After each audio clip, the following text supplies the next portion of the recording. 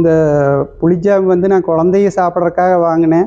கடைகள் வந்து எக்ஸ்பைரி ஆனதையும் குடோனில் வச்சுட்டு இந்த மாதிரி விற்று எல்லாம் குழந்தைகளுக்கெல்லாம் உடல்நல கெடுதல் வர்றதுக்கு வாய்ப்பு இருக்குது. உணவு கட்டுப்பாட்டுத்துறை வந்து இதுக்கு தக்க நடவடிக்கை எடுத்து மற்ற கடையிலையும் ஆய்வு செய்து பொதுமக்கள் வந்து பலனடைய தக்க நடவடிக்கை எடுக்கணும்னு இதன் மூலம் கேட்டுக்கொள்கிறேன்.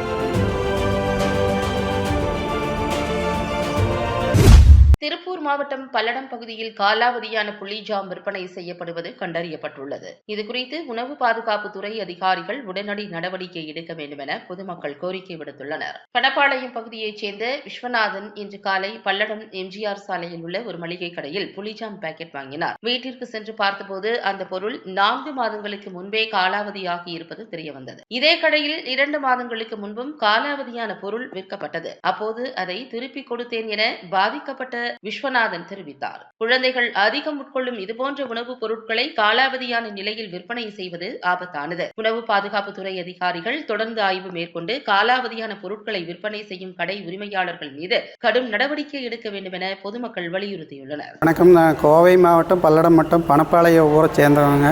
காலையில் வந்து நான் குழந்தைகளுக்காக புளிஜாம் வாங்கணும் அன்னை ஸ்டோர் கீழ்த்தளத்தில் இயங்குகிற மொத்த வணிக வளாகத்துக்கு போய் காலையில் புளிஜாம் வாங்கினேன்.